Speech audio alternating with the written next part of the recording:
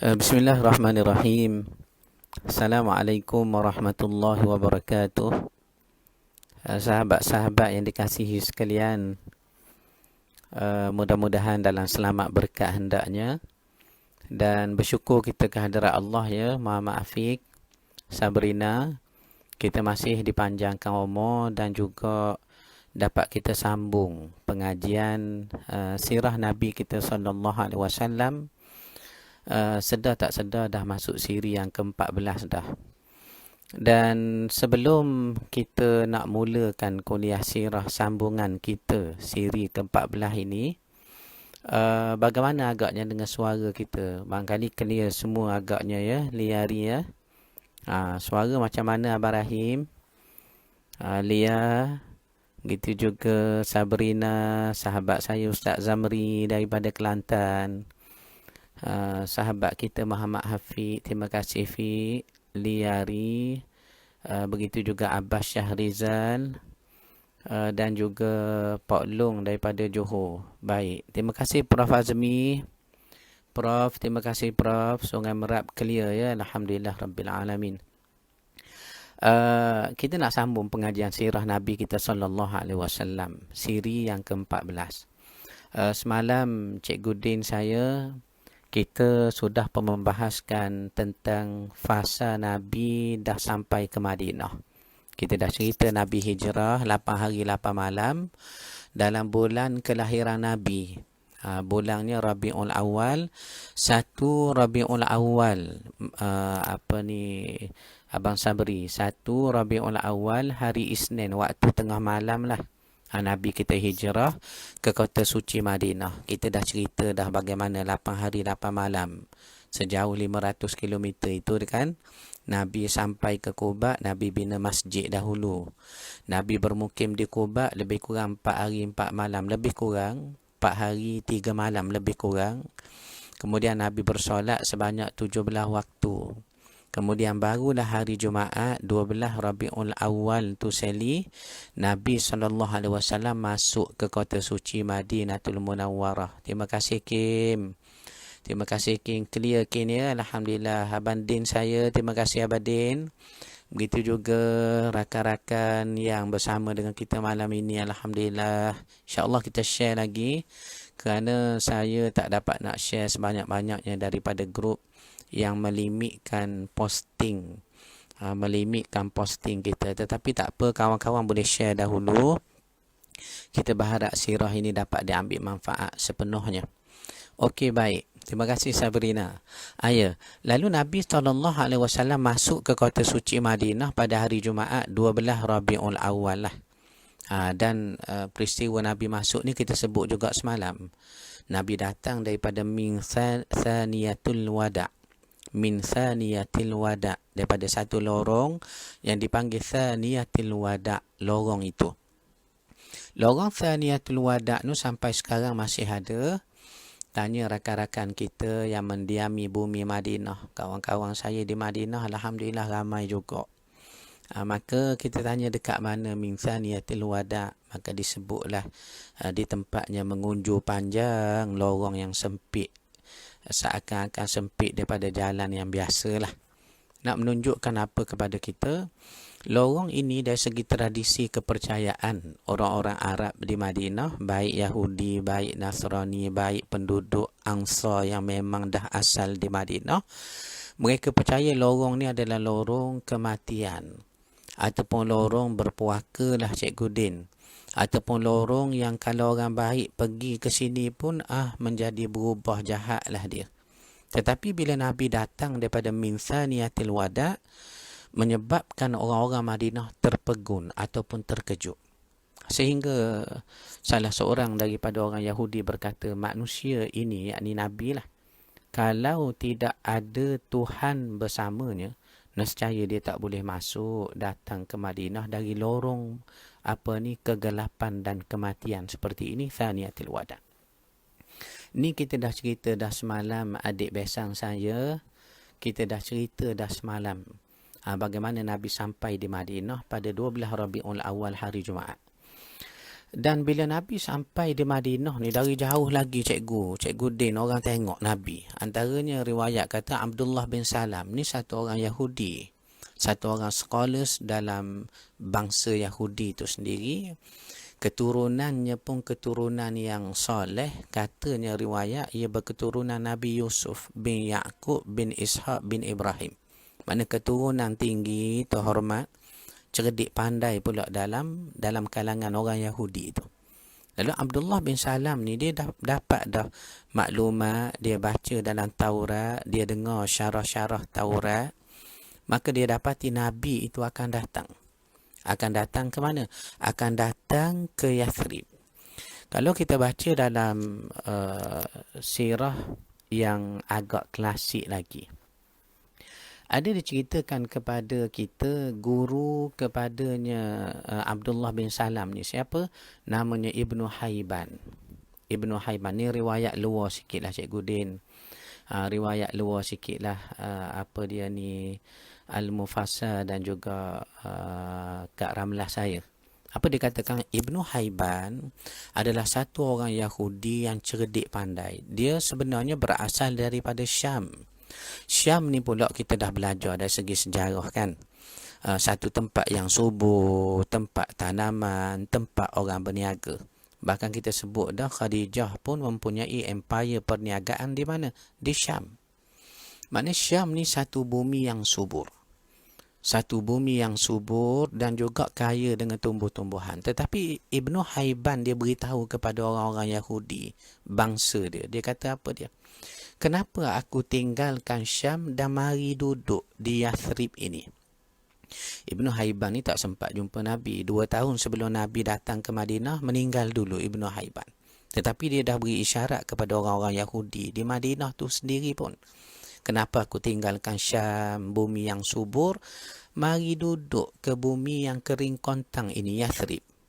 Merujuk kepada Yathrib Madinah tu. Dia kata tidak lain tidak bukan kerana aku membaca akan datang Nabi akhir zaman itu, sinilah, di perkampungan kamu inilah. Lalu antara muridnya Ibnu Haiban, walaupun tak sempat Ibnu Haiban bertemu dengan Nabi, kita dah sebut tadi, muridnya Abdullah bin Salam yang sedang kita cerita ni, panjat atas pokok, tengok dari jauh, nampak Nabi SAW. Itu beliau sebut tu, telah mari dah Nabi, saudara kepada Nabi Musa. Alah, dia orang Yahudi, disebutnya Nabi-Nabi di kalangan bangsa Yahudi itu, ataupun bangsa Lawi itu, ataupun bangsa Bani Israel yang 12 suku bangsa itu. Rubin, Syamun, Lawi, Yehuda, Isakhar, Zabulon, Gad, Ashir dan Naftali, Yusuf, Bunyamin. 12 orang tu. Lalu daripada 12 orang itulah salah satunya Yehuda, nenek moyang Yahudi. Nenek moyangnya Abdullah bin Salam. Nenek moyangnya Ibnu Haiban.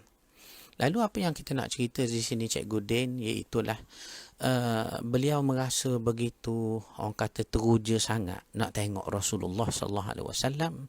Maka dia datang dekat dengan Nabi. Riwayat ini ada disebut.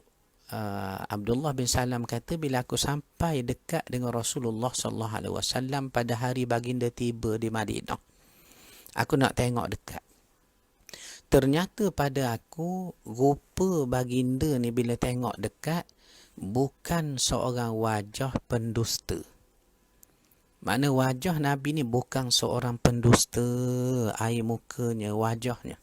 Rupanya Cikgu Din, rupanya Abang Saifuddin saya, adik Dr. Safiyah saya dan rakan-rakan yang masuk dalam kuliah kita siri 14 dah ni.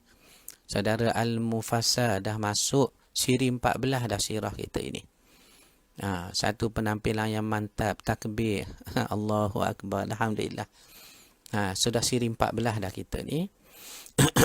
Apa yang kita nak sebut ni? Bila Abdullah bin Salam sampai dekat Nabi, dia kata, aku melihat wajah baginda bukan wajah seorang pendusta. Bukan wajah seorang pendusta. Maknanya, rupanya wajah kita ni Cikgu Din, Abang Rahim, ada disebut dalam pelbagai riwayat, ia boleh menambah nur pada wajah bagi orang yang benar. Makna riwayat ni bukanlah satu perkataan daripada hadis, tetapi nak katanya satu mafhum daripada wajah Nabi, orang yang benar, pilihan Allah itu, sehingga dikenal oleh ahlul kitab ini bukan wajah seorang pendusta. Itu yang saya terbaca satu perkataan ulama seingat saya, iaitulah apabila satu orang ni banyak berdusta Cikgu Din, ya, maknanya bercakap tak betul, maka air mukanya itu akan berkurang dari segi nurnya. Itu yang disebut dalam satu kalam ulama, saya lupa sungguh siapa yang kata. Tetapi Nabi SAW air mukanya, kata Abdullah bin Salam, wajahnya bukan seorang pendusta. Bukan seorang pendusta. Terima kasih saudara Hasan Rifai, alhamdulillah rabbil alamin. Ya. Maka Abdullah bin Salam kata, aku tengok Nabi ni wajahnya bukan seorang pendusta. Dan antara benda yang paling awal aku dengar Nabi sedang mengajar manusia sebaik saja sampai Madinah pada hari Jumaat malam, pada hari Jumaat 12 Rabiul Awal itu. Apa Nabi kata? Ya ayyuhan nas, wahai manusia. Ni ajaran pertama yang Abdullah bin Salam dengar dari Nabi. Ya ayyuhan nas, wahai manusia, kita semua sekali ni lah. Kim, Abah Rahim. Apa dia Nabi kata? Afshus salam, sebarkanlah salam, biar orang rasa selamat, dia beri salam, dia beri doa keselamatan. Wa at'imut ta'am, berilah juga orang makan. Beri makan. Dan juga wasallu bil laili, semayanglah malam, wan nasu niyamun, ketika manusia tidur tu bangunlah semayang, biar tak banyak pun, 2 rakaat ke contohnya, ataupun semayang taubat, zikir, baca Quran, setakat kita bolehlah. Ni antara Nabi sebut kepada kita. Kalau kamu menyebarkan salam, beri makan dan semayang tengah malam itu, nescaya kamu akan masuk syurga dengan selamat, kata Nabi SAW. Ni antara hadis pertama yang Abdullah bin Salam dengar daripada Nabi SAW pada hari baginda sampai di Madinah itu. Di Madinah itu. Baik. Kita dah sebut dah tadi tentang bagaimana Nabi sampai ke Madinah pada hari Jumaat 12 Rabiul Awal. Cumanya didetailkan dalam Sahihul Bukhari bagaimana keadaannya Nabi sampai Madinah. Katanya Nabi naik unta Nabi ini baka merah, baka terbaik. Nabi beri pula nama bagi unta tu. Nabi beri nama unta. Unta Nabi nama apa, Kak Minar ni? Kak Min, nama apa unta Nabi ni? Namanya tak lain tak bukan, iaitulah Al-Qaswa. Nama unta Nabi baka merah, baka terbaik. Ayanda Cikgu Kasman saya. Diberi nama oleh Nabi Al-Qaswa. Nabi pun ada juga keldai, pun Nabi beri nama. Namanya Dul-Dul. Kita baca riwayat Halimah Sa'diyah pada hari nak ambil Nabi di kota Mekah. Halimah Sa'diyah kata, aku naik unta aku sakit. Unta aku bernama Qamra. Maknanya, kita nak ingat sirah ni, Syah, tak payah. Kita bela apa di rumah? Sahabat-sahabat semua sekali bela apa di rumah? Contohnya bela kucing, berilah nama Al-Qaswa, ingat kepada nama unta Nabi. Kita bela apa lagi, saudara saya Mak Salmi, contohnya bela burung ni patut lepas lah, tetapi kalau nak bela pun boleh, ada syarat-syaratnya. Kita pun berilah nama Dul-Dul, teringat unta Nabi yang menjadi tunggangan rasmi Nabi, digunakan oleh pak saudaranya Abbas pada malam nak Fatah Makkah, yang akan kita cerita bila sampai peristiwa Fatah Makkah pada pada bulan Ramadan itu. Ya.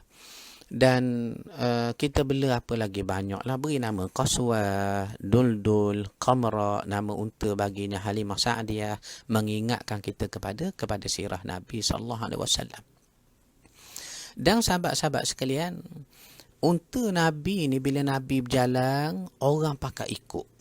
Asalnya riwayat kata orang ingat Abu Bakar tu Nabi. Asalnya Abah Rahim saya, orang ingat ke Abu Bakar tu Nabi pada awalnya, sebab uban banyak sangat pada Abu Bakar. Ubang Abu Bakar lebih banyak pada Nabi. Sedangkan Abu Bakar lebih muda dari Nabi. Lebih muda daripada Nabi. Bonda Radin saya. Lebih muda pada Nabi. Siapa? Abu Bakar. Abu Bakar ni tua, muda daripada Nabi 2 tahun. Maknanya ketika Nabi hijrah, 53 tahun umur Nabi. Abu Bakar 51. Awal 50-an. Tetapi uban Abu Bakar lebih banyak daripada Nabi. Itu yang menyebabkan manusia ingat ke Abu Bakar tu Nabi. Lah, nampak ubang banyak Nabi lah kot. Orang ingat begitu. Sehingga riwayat kata Abu Bakar tanggalkan serbangnya, kainnya penutup kepala, tudung wajah Nabi kerana waktu itu panas. Maka bila Abu Bakar tudung wajah Nabi takut terkena panas, Allahu Akbar. Bayangkan adik Safiah saya, Kak Fikah saya, khidmatnya Abu Bakar pada Nabi sampai cabut tudung kepala ni, serbang ni, tudung wajah Rasulullah takut kena panas. Ni Abu Bakar. Maka ketika Abu Bakar menudung wajah Nabi, itulah tahulah manusia yang mana satu Rasulullah sallallahu alaihi wasallam. Terima kasih Syekh Hasan Syazali. Selamat datang dalam kuliah sirah Nabi kita, siri 14 dah saudara. InsyaAllah kita istiqamah sampai tamat sirah kita ini, mudah-mudahan. Ya. Abu Bakar khidmat kepada Nabi. Walaupun asalnya orang Madinah ingat Abu Bakar tu Nabi kerana ubang Abu Bakar banyak sangat, walaupun lebih muda daripada Nabi. Dah ubang Nabi banyak mana Cikgu Din? Ada disebut dalam hadis. Antaranya dikatakan bahawa pada hari wafatnya baginda sallallahu alaihi wasallam, uban baginda tidak melebihi 20 helai. Ulang sekali lagi Cikgu Din nak tulis tu, nak catat di skrin kita ni. Kawan-kawan lain pun nak tulis, nak catat di skrin, nak tulis pula dalam WhatsApp group nanti.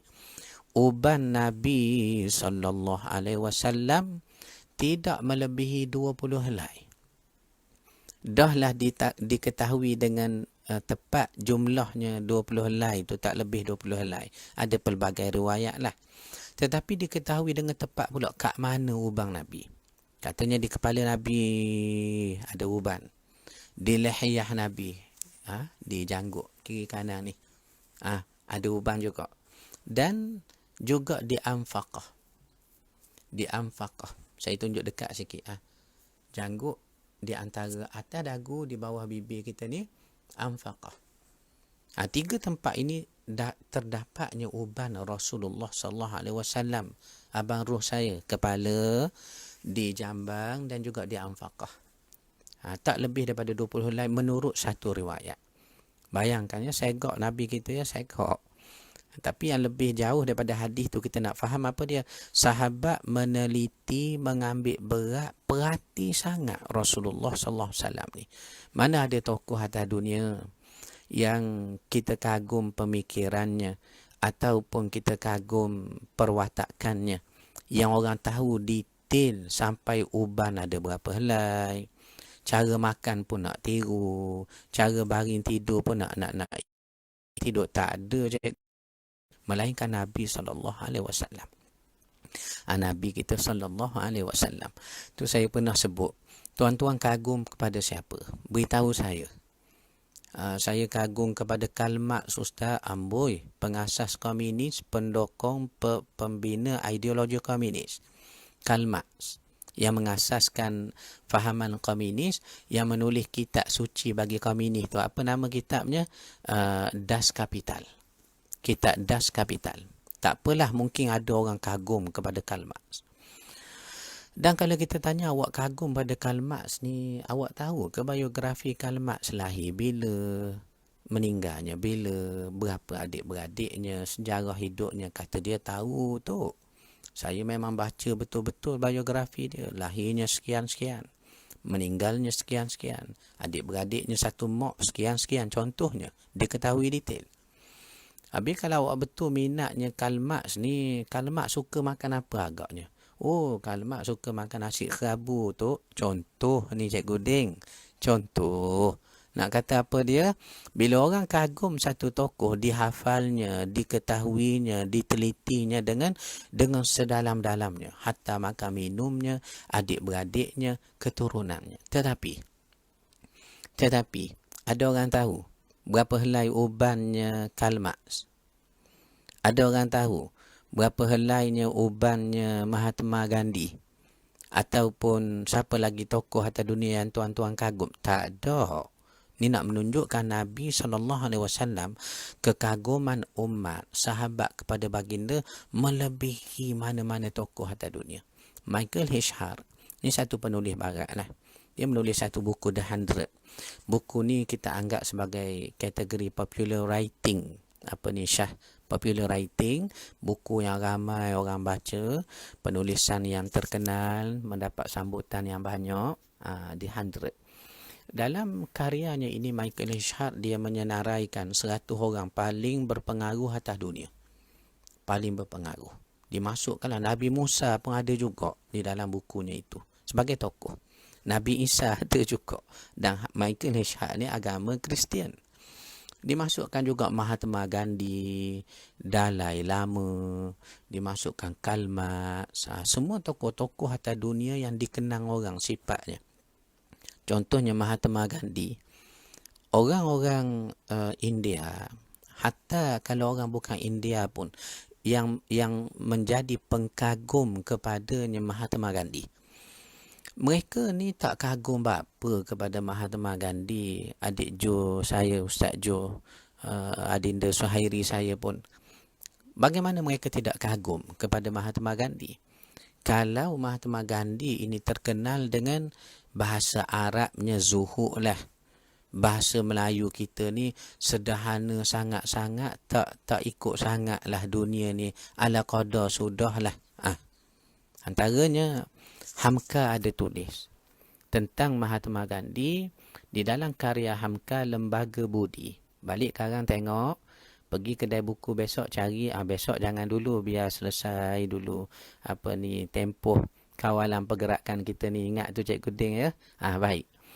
Tengok di dalam penulisan Hamka. Hamka memuatkan satu peristiwa di mana orang India satu hari terkejut sebab apa? Dia tengok Mahatma Gandhi naik kereta api. Naik kereta api tu tak apalah Cikgu Din. Cuma naik kereta api kelas ketiga. Saya ulang sekali lagi, kelas ketiga. Maka terkejut orang India. Dia kata, betul ke Mahatma Gandhi ni? Kalau Mahatma Gandhi takkan masuk kereta api kelas ketiga. Kan India dan seluruh jajahan takluknya hanya berada di bawah tapak kaki dia. Dia pemilik India. Dia pemimpin kita di India. Takkanlah dia naik kereta api kelas ketiga macam kita ni. Maka apa jadi?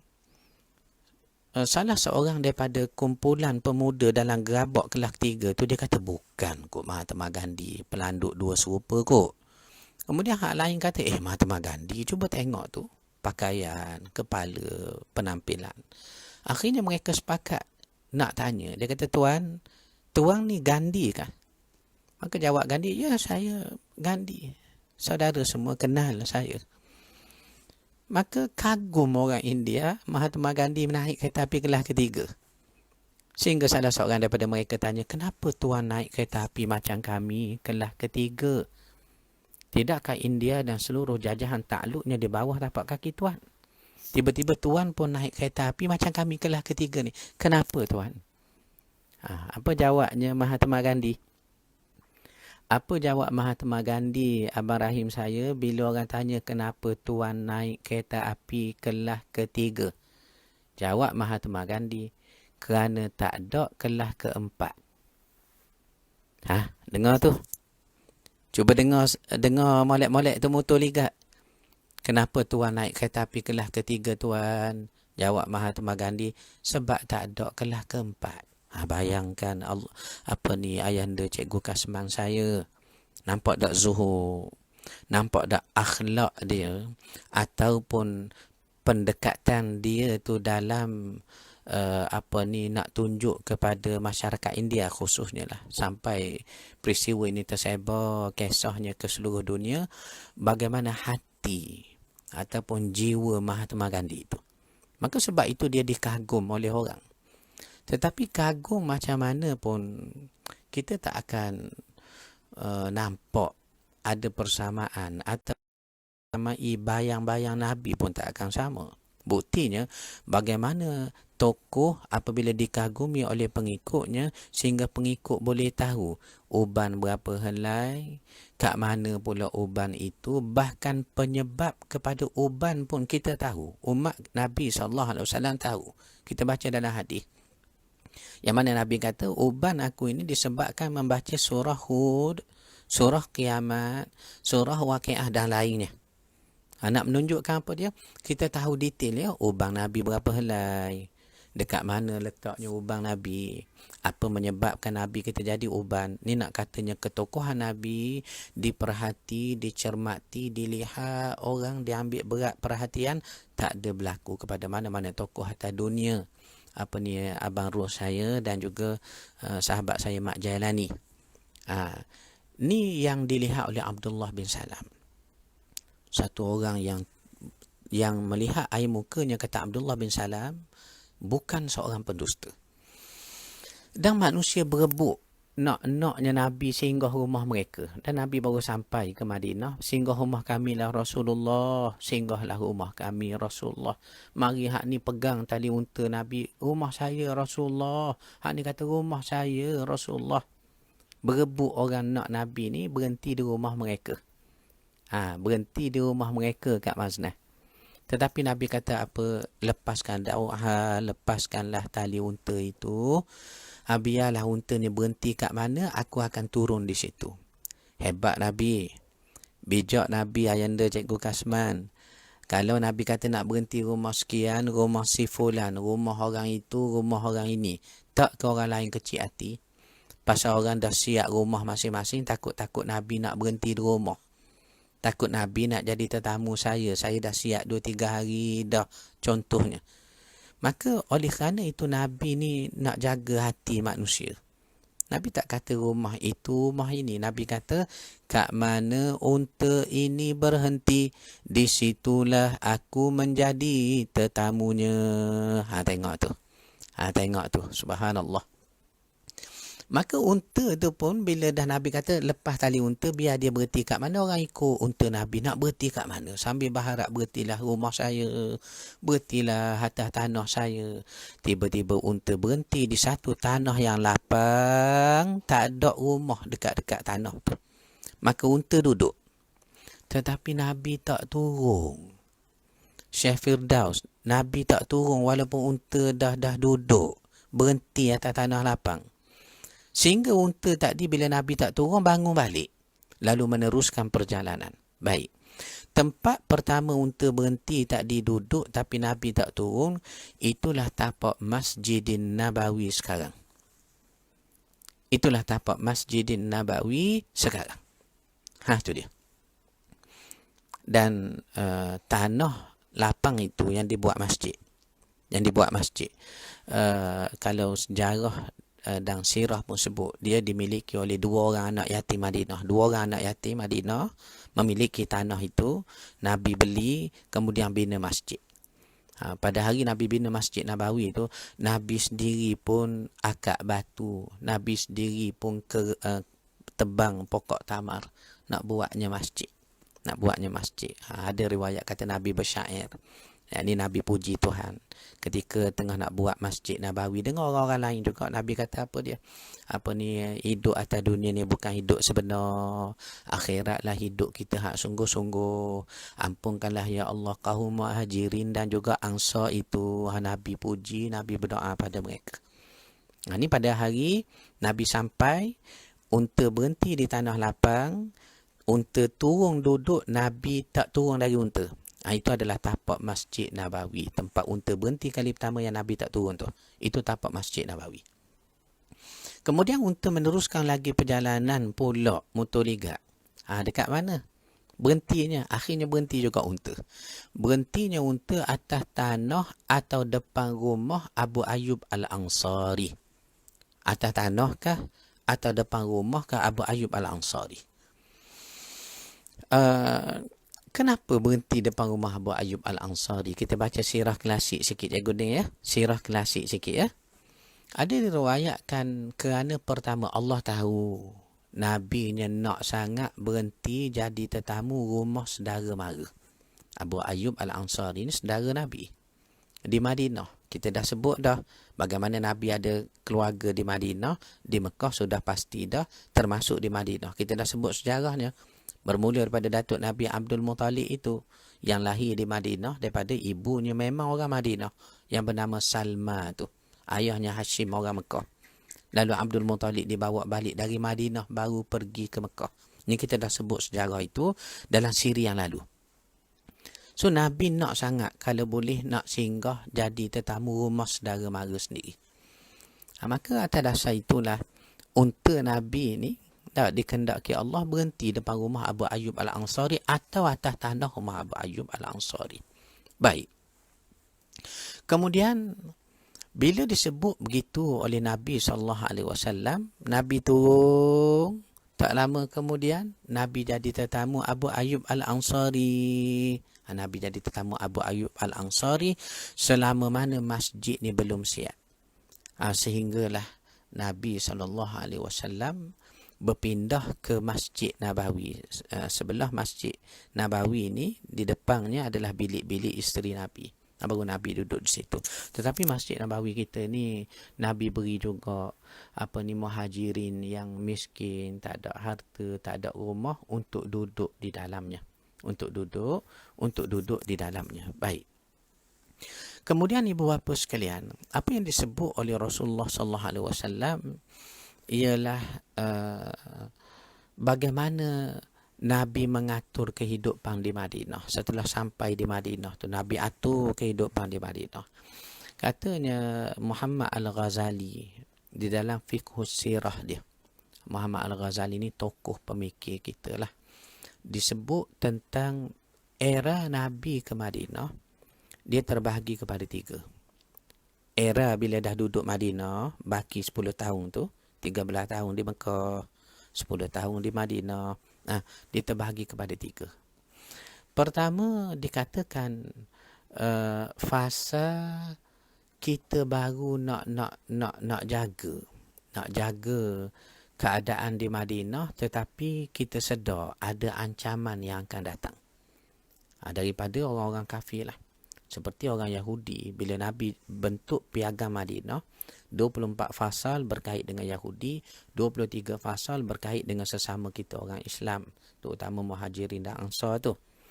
Jadi antaranya orang Yahudi ni, Nabi dah tengok dah. Mereka tak kata bermusuh, tetapi mereka juga tak menyokong orang Islam. Atas dasar itu Nabi bentuk dulu hubungan 2 hala dengan mereka untuk jaga keamanan di Madinah tu. Lalu fasa pertama kita masih membentuk sambil hati-hati, takut adanya ancaman daripada musuh terhadap pembentukan masyarakat Islam di Madinah tu. Dan kita tahu Madinah ni, Cikgu Din, yang duduk diami Madinah ni, selain daripada orang Ansar, penduduk Madinah asal, jangan lupa orang Yahudi ada juga. Walaupun dikatakan di pinggir Madinah, tapi apa pun mereka sebahagian daripada masyarakat Madinah.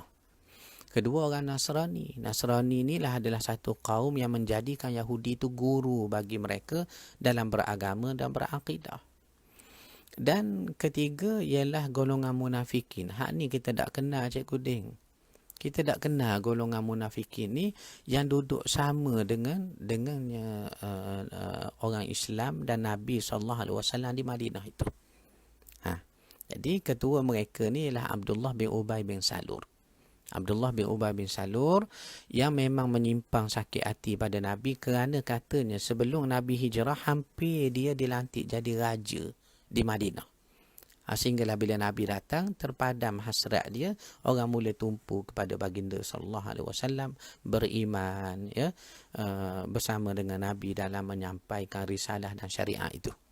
Ini yang menyebabkan Abdullah bin Ubay bin Salul ada menyimpan perasaan marah kepada Rasulullah SAW.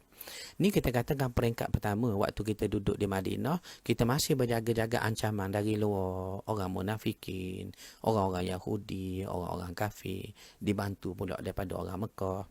Dan kebimbangan kita ini boleh kita katakan berakhir, Cikgu Din, sehingga timbul fasa kedua. Apa dia fasa kedua tu? Iaitulah bila terbentuk perjanjian Hudaibiyah. Perjanjian Hudaibiyah terbentuk pada tahun 6 Hijrah. Wakil bagi orang kafir itu Suhail bin Amru. Jurutulis bagi kita Saidina Ali, sepupu Nabi tu. Panjanglah kisahnya, kita akan cerita bila sampai tahun 6 Hijrah terbentuk perjanjian Hudaibiyah. Maknanya fasa pertama dalam keadaan bimbang seakan-akan berakhir bila sudah ada pembentukan perjanjian kita dengan kafir dalam perjanjian Hudaibiyah pada tahun 6 Hijrah itu.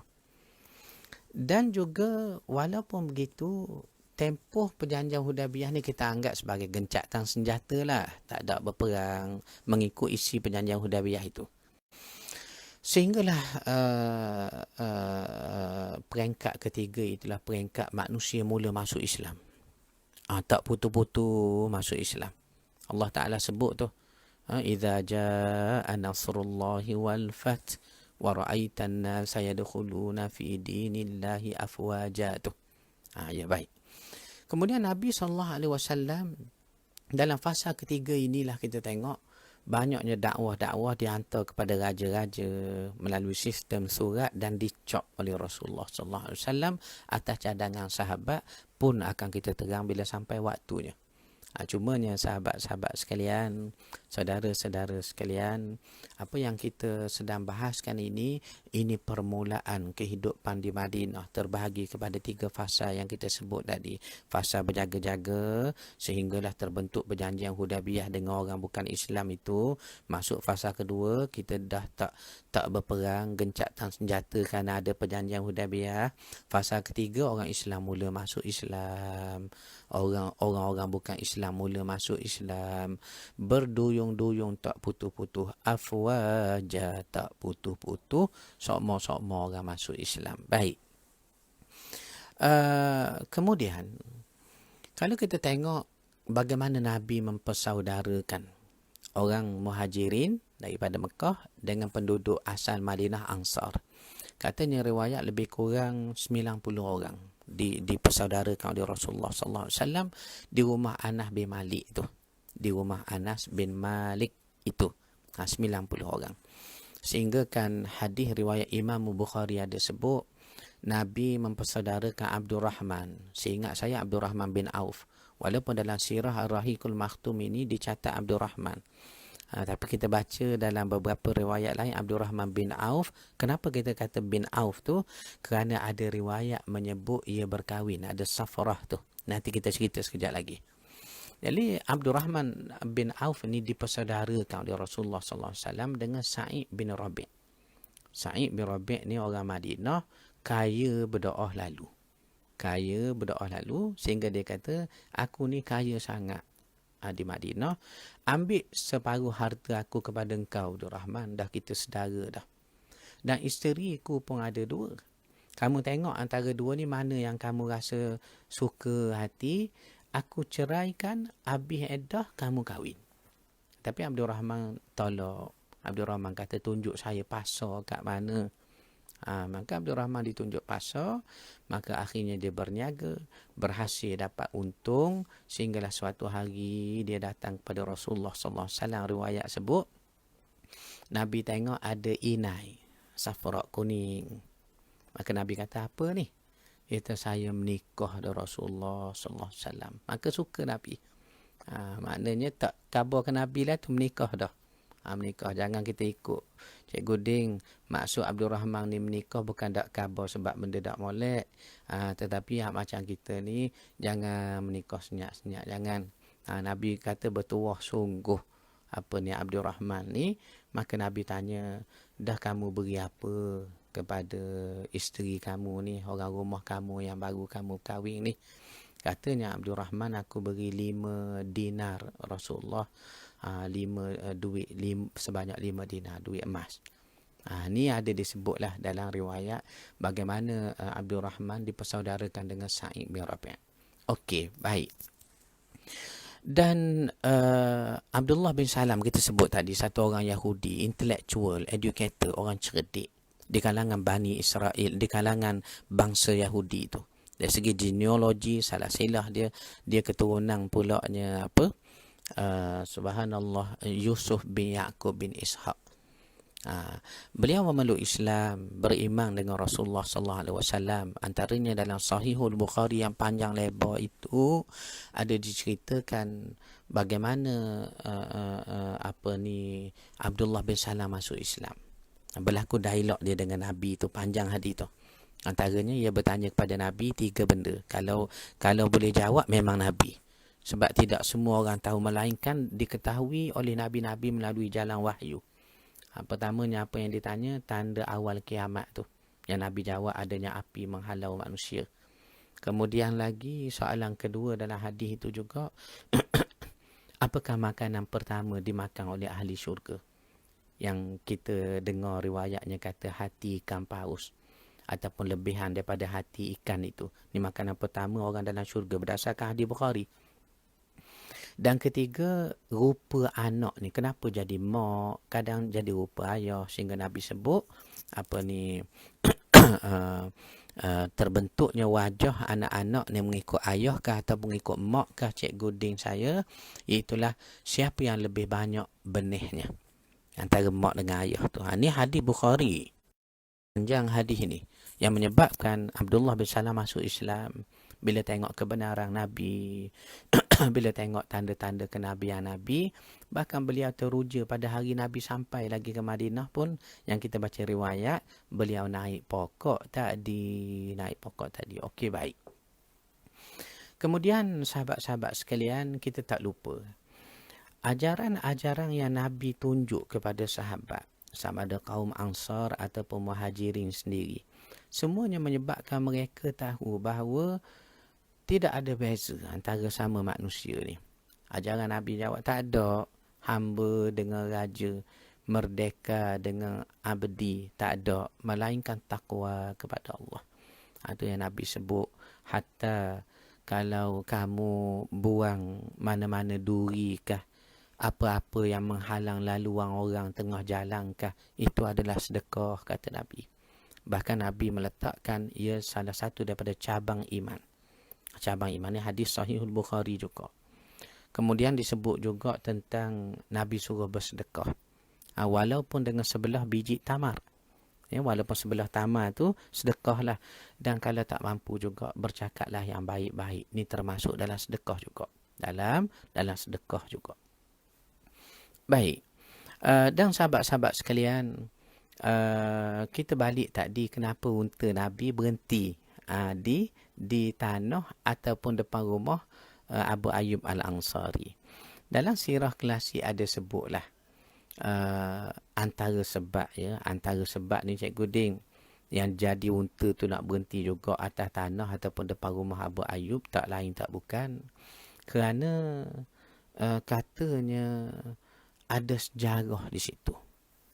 Katanya rumah Abu Ayyub ni sebenarnya diwarisi dari generasi ke generasi daripada rumah yang asalnya dibina oleh rajanya Yaman yang datang ke Madinah zaman dulu. Nabi tak lahir lagi. Nabi asalnya nak serang orang Madinah. Asalnya nak serang orang Madinah. Nama ketika itu Yathrib lah. Kerana apa? Kerana anaknya, putera muda, raja muda Yaman, dia mari ke Yathrib dibunuh orang. Itu yang raja Yaman mari nak serangnya Madinah tu. Kerana anaknya dibunuh oleh orang Madinah di Madinah juga, di Yathrib tu juga. Kenapa dia dibunuh? Dia kerana sejarah sebut gini. Yathrib ni dulu Cikgu Ding adalah satu tempat yang orang puang comel-comel duduk situ. Kat Masnah. Kalau sebut orang puang comel, kita nak cari isteri, nak cari orang rumah, orang akan pergi cari di Yathrib. Kerana terkenal Yathrib, wanitanya cantik-cantik. Macam kalau kita di pantai timur, saya buat contoh pantai timur. Sebelah pantai barat, utara, selatan ni saya tak berapa tahu sangat. Kalau di pantai timur, orang kata orang Kelantan. Orang Kelantan. Kemudian Kelantan pula bukan semua tempat. Pasir Mah tu. Pasir Mah pula kata mereka bukan juga semua tempat di Salor. Maknanya kalau orang dapat isteri Kelantan, Pasir Mah, Salor pula, habislah. Tak ada lah, habis skim dah. Makna paling comel sekali lah tu. Ni orang-orang dulu sebut gitulah.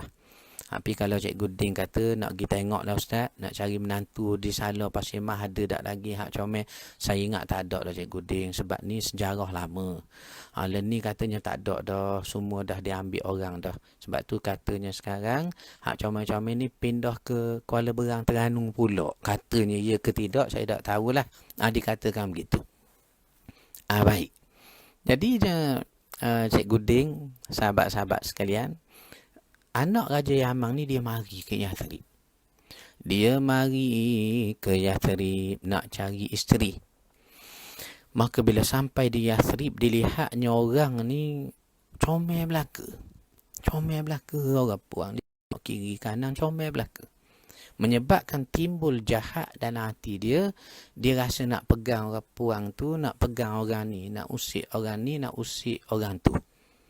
Maka bila dia pegang orang puang tu, cuik orang ni, orang laki-laki Yathrib Madinah marah. Maka dia cabut pedang, ditikam anak Raja Yaman, mati di Yathrib. Itulah Raja Yaman mari tu nak serang.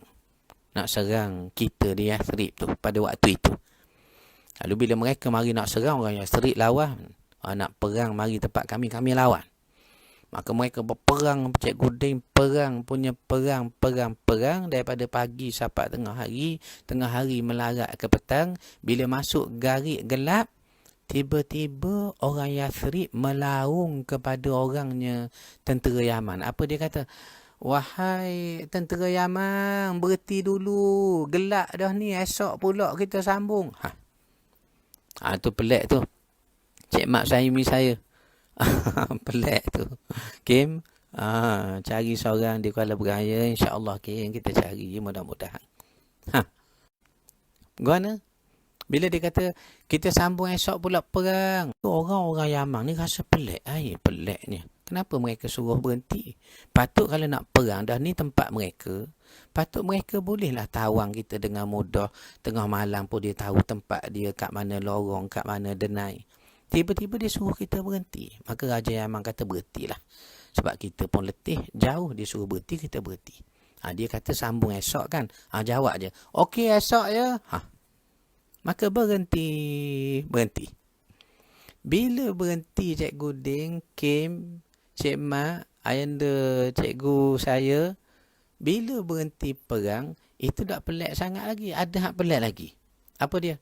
Malam itu wakil daripadanya tentera Yathrib, nya mari hantar makanan kepada tentera Yaman yang dia perang baloh siang tadi.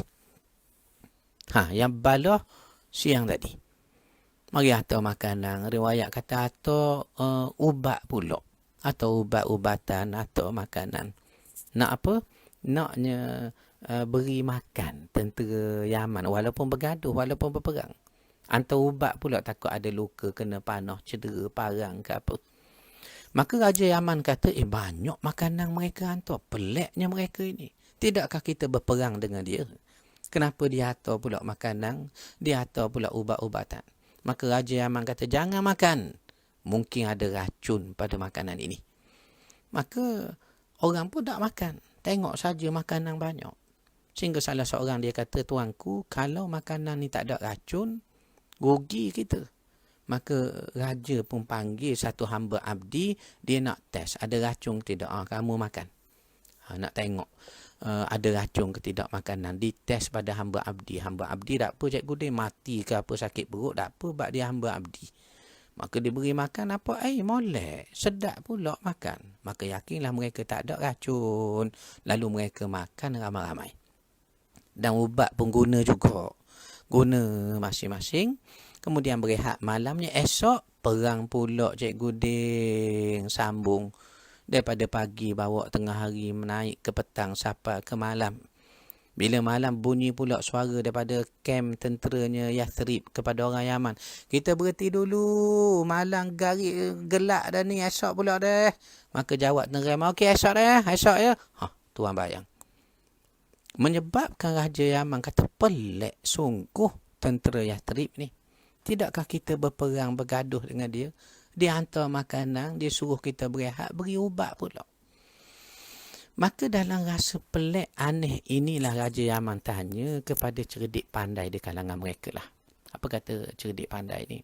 Dia kata, apa ni tuanku, sebenarnya perangai orang Yathrib ni mengikut hemat tilik kang saya, memang orang baik.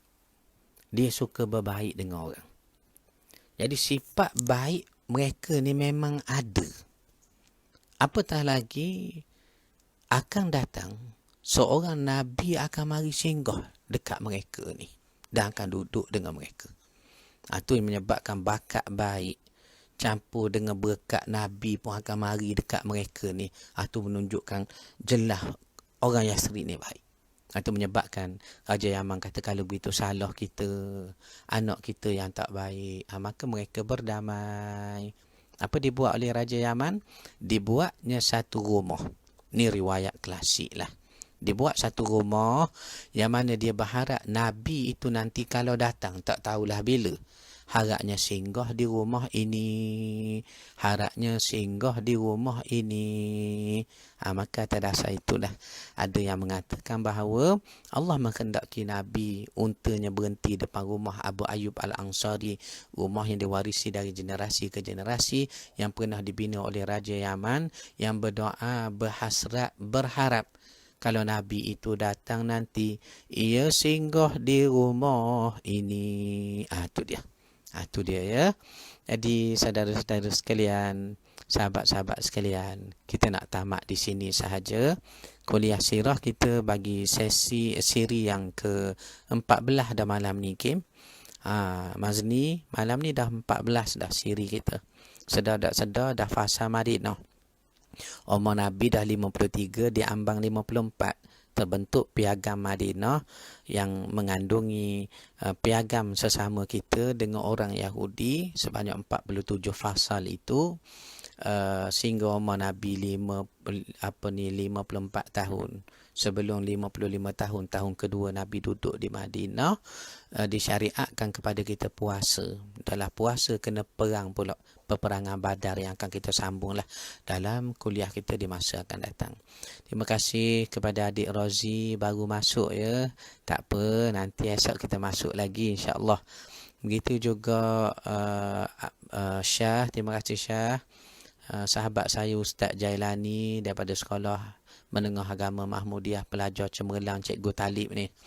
Kemudian Kak Mazna, saudara-saudari saya Ina Azman, Kak Ramlah, Abdul Jalil Boyadi. Terima kasih Abdul Jalil. Bila lagi ada kuliah? Kita ada kuliah ni setiap hari Abdul Jalil, 2 kali. 11.30 pagi kita dah tukar kepada tajuk tasawuf. Malam kita ada sekali sirah Nabi ni. Begitu juga rakan-rakan yang lain, Sahibul Fadilah, sahabat saya Ustaz Suhairi daripada Melaka, Kak Fikah saya. Kak Fikah ni adalah satu orang yang designer buku kita ya. Banyak buku-buku kita dibuat oleh Kak Fikah, alhamdulillah. Antaranya Kewafatan Rasulullah. Nanti saya ambil, kita tengok.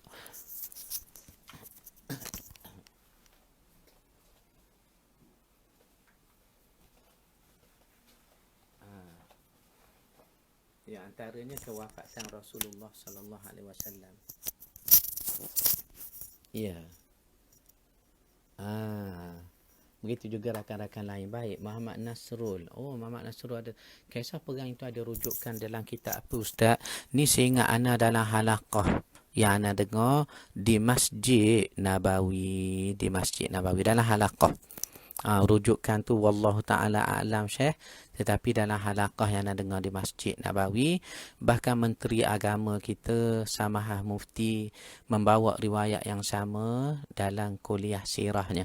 Itu yang saya nukilkan balik riwayat itu. Kemudian Muhammad Salmi, Haji Sabki, sama-sama alhamdulillah. Terima kasih abang ruh saya. Ina, terima kasih Ina.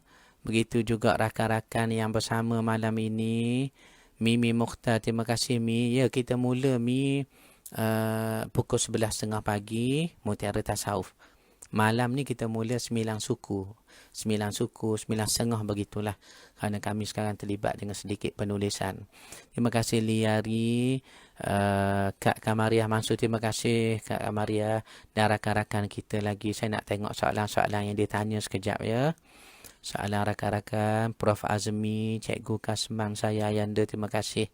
Begitu juga Syekh Abading saya, Tok Fakih, terima kasih banyak Tok Fakih. Begitu juga Hasan Arifai, Kim, terima kasih banyak Kim, selalu istiqamah kuliah kita. Kim ni kita lantik sebagai pengawas ya dalam kuliah kita ni, sebagai pengawas. Dia akan catat mana-mana orang tak dengar kuliah ni dengan teliti. Cikgu Ding sebagai ketua kelas. Begitu juga Kak Ruzi sebagai penolong ketua kelas ya. Mak Jailani, Syah, Hadik Rozi, rakan-rakan Nur Hayati Rojikan, terima kasih Nur Hayati. Begitu juga siapa lagi tu rakan-rakan kita nak tengok seorang-seorang. Cik Mak Saimi, terima kasih Cik Mak. Mak Tahir, terima kasih. Mak Tahir. Mazni Mak Ramli, terima kasih. Begitu juga Syekh Muhammad Nasrul. Salam Ustaz, tanah Masjid Nabi itu Nabi beli sendiri atau diwakafkan? Diwakafkan oleh kedua anak yatim itu, Syekh Nasrul, untuk dibina Masjid Nabawi. Baik, kemudian masyarakat Madinah berebut nak Nabi SAW, Saudin. Betul, Din. Mereka nak sangat Nabi sehingga di rumah menjadi tetamu masing-masing. Sampai mereka pegang tali unta Nabi, erek nak buat balik ke rumah masing-masing lah. Nabi kata lepaskan. Terima kasih Mutu Liga, Kak Mazna, Syekh Firdaus daripada Firsha Travel Pulau Pinang. Terima kasih. Abang Hasling Kota Tinggi, terima kasih Abang Hasling. Abang Rahim. Begitu juga Rasyai, terima kasih Rasyai. Adik Dr. Safiah saya dan juga rakan-rakan yang banyak atas sini. Siti Nurbaya, terima kasih Ti. Alhamdulillah Ti. Begitu juga rakan-rakan yang lain, Sahibul Fadilah, adinda saya Ustaz Johari Wahab pun ada juga. Kita nak dengar dia ceramah, dia nak dengar kita ceramah pula dah. Kak Fika, Maizatul Akmal Atan, Ustazah Mai, terima kasih Ustazah. Begitu juga rakan-rakan Mak Salmi Sabeki, kekanda saya Abang Rus Adi, Hasyang Sazali, terima kasih San. Begitu juga Bonda Radin Jamalia, Saudari Rohani Abdullah, terima kasih. Rakan-rakan yang lain ni ramai. Kak Min, terima kasih Kak Min. Hasan Arifai, Abadi Muhammad Saifuddin Haji Abdullah, terima kasih Abadi. Al-Mufasa, terima kasih Al-Mufasa.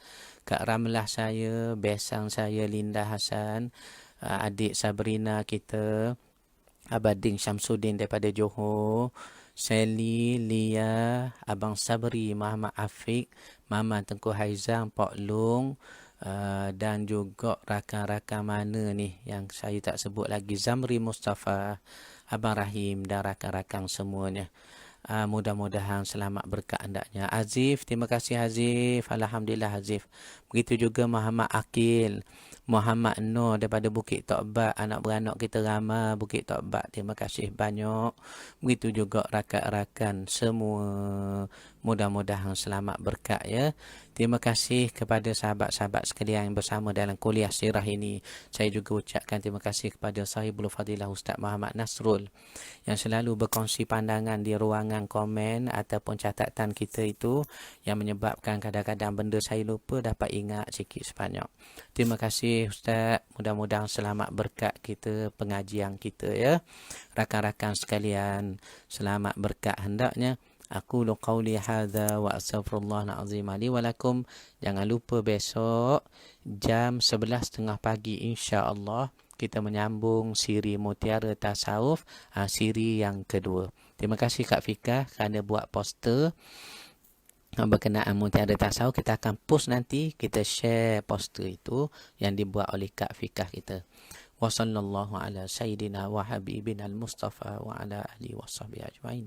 Walhamdulillah rabbil alamin. Assalamualaikum warahmatullahi wabarakatuh. Alhamdulillah.